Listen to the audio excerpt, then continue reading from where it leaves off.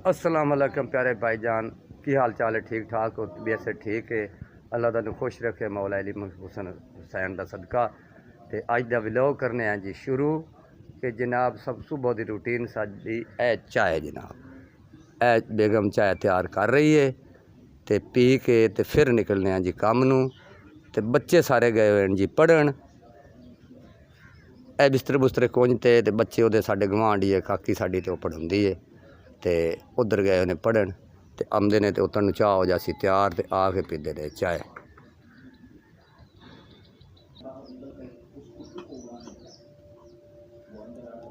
ले नाज़रीन चाय होगी जी तैयार ते बच्चे आ जाते ने ते असीं इहनूं करने आ जी शुरू। बाजी बुशरा नूं भी चाह देवी। ले नाज़रीन बच्चे आ गए ने जी पढ़ के ते हुण पीने जी असीं मिल के चाय ते तुसां भी पीनी है तो जी बिस्मिल्ला आके चाय पी सकते ने। साडे कोल जिस दा दिल करदा है वो मिलन वास्ते आ सकदा है, कोई मेहमानत नहीं। भाई हैं साडे सारे मुसलमान, पर गरीब खाने ले कोई घट घट आंदा है जी। नाज़रीन ते लंगर हो गया जी शुरू चाय वाला ते बच्चों का शोर मोर सुनो कि किस तरह ये लड़ मिल के पेट पूजा करते हैं। तुहानू पता है बच्चों का किसी का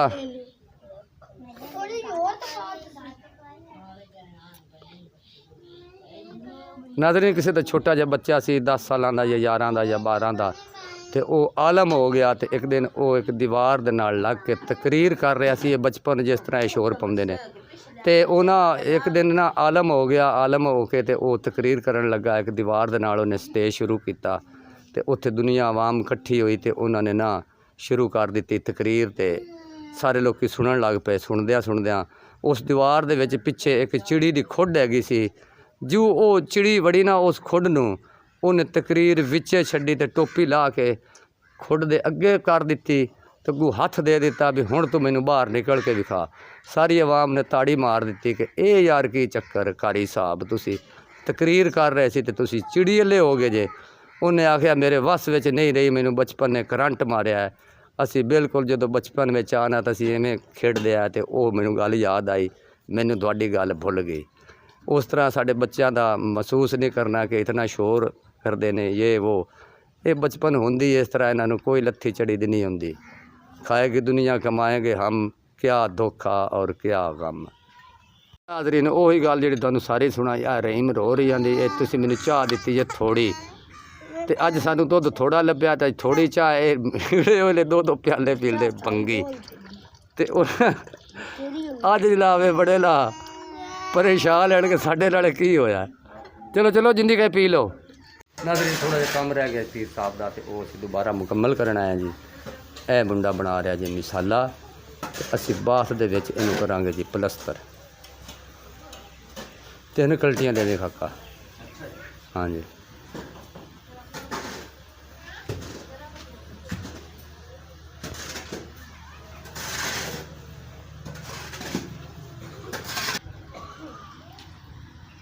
ए पीर साहब आए ने गड्डी ते जी।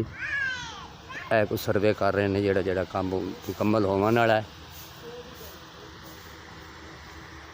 ए डेरे विच बैठे ने 4-5 कुर्सियां लग चुकियां ने ते हौली हौली मेहमान आने में शुरू हो जाएंगे।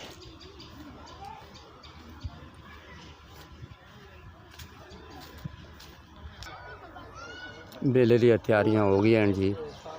अज 29 तरीक है तो पहली तो शुरू हो जाएगा तो दुकाना आनिया शुरू हो गई हैं। ए मिठाई वाली दुकान है, ए 2 दुकाना मिठाई वाली लग चुकी ने तो बाकी बच्चों के झूले छूले आए हैं तो वड्डिया झूलियां ते पाबंदी है वो नहीं आउणगे।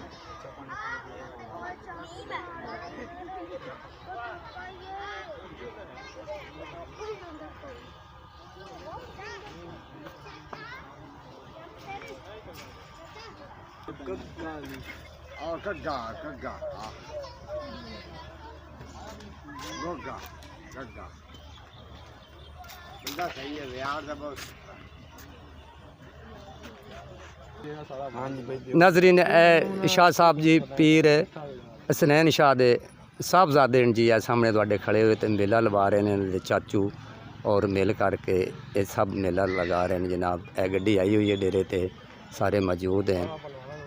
ਹਸਨੈਨ ਸ਼ਾਹ ਦੇ ਭਾਈ ਸਾਹਿਬ ਵੀ ਤੇ ਇਹ ਉਹਨਾਂ ਦੇ ਬੇਟੇ ਵੀ।